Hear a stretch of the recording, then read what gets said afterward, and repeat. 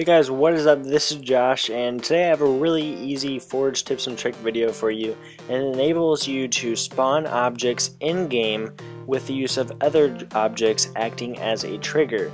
So right here we have an auto turret, so I'm going to go ahead and build that, and there's some explosion stuff that goes on, but I'll explain that later. And then the bridge spawns, I can go and get my rocket launcher, and you can spawn more than one object, so right there I have two objects that spawn. By the way, I did do this for my introduction to my videos, so you guys can get an inside look of how I built that. And right now I'm going to give you a basic overview of how everything works, and this has to do with the attachments on different games, such as the forklift game type, the race version 1.1, and other game types that have the ability to have attachments as game labels. So right now the mongoose acts as a parent, so this would be the game label attach_parent. And when I go back up here, because the mongoose is destroyed, its child was set on respawn of 1 second. It respawns right there, so it goes back to its original placement. But when the game starts up, it's attached to its parent, so once you delete the parent, the child goes back to its normal spot until the parent is respawned. So if the parent respawns, you can essentially make things disappear or despawn. And I'll get into this a little bit more in depth later in the video for those of you who will still be a little confused on how this all works out. But pretty much it all has to do with the game type labels and the spawning times of the different objects. So the map I'm currently on is Erosion, and this is where I did my intro. And before I get started on this one, I want to mention that the previous video you just saw with the clips on Forge Island, that was done separately on different channels, and you can use channels using user data. So if you set the parent as one user data and the child as one user data, it'll be in the same channel, sort of like teleporters with Alpha and Bravo and stuff like that. But right now I just destroyed the mongoose, which normally you can activate the turret, but I just went ahead and destroyed it rather than waiting for the, I guess, terminal to charge or whatever. But right now all the pieces that I want to spawn, which are the children, are attached to the parent. So I don't think the mongoose, oh there it goes.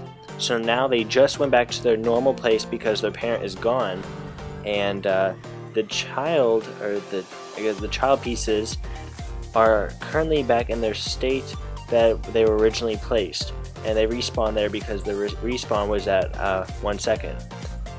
Right now I'm just gonna go ahead and zoom in right up close and show you guys what the pieces look like when, I guess, you're on Forge mode yourself and you want to set the objects that you want to spawn. So say you want letters like this, or some kind of embrace map, or whatever you want to spawn. You put the spawn time on 1, go to advanced, game type label forklift or child. So forklift and child are pretty much the same, it just depends which game type you have loaded up on Forge. But forklift works as the child, mongoose works as the parent. So mongoose on forklift game type would act as a parent on any other game type with attachments. And so right there it said as mongoose, and the respawn time's at 180. So I think maybe if it could respawn at 180, the child pieces will go back. But you can set it's like never, and they will never go back. So you can use this for mini games, race maps. I thought that'd be pretty cool, is if you saw a whole race map just spawn in front of your eyes just by triggering like a Dominion turret. So right now I'm going to go in a little bit more closer for those of you who are still unsure of how this all works. Say you want to add a little trigger to this, so you don't have to keep I guess shooting at the mongoose or punching it to make it destroyed. This is how the Dominion thing works out. So you set up the Dominion turret, and then you make it so you just can build it right outside the wall of your structure. Then it triggers like a fusion coil and hits all the landmines, everything explodes and destroys the mongoose. So that's pretty much the whole tutorial. Hopefully that made sense to those of you guys who are familiar with this. If you're still a little bit unsure of how it all works, leave a comment below. And if you haven't already, subscribe, like this video. You guys know the drill. So until next time guys, this was Josh, and I'll see you guys later.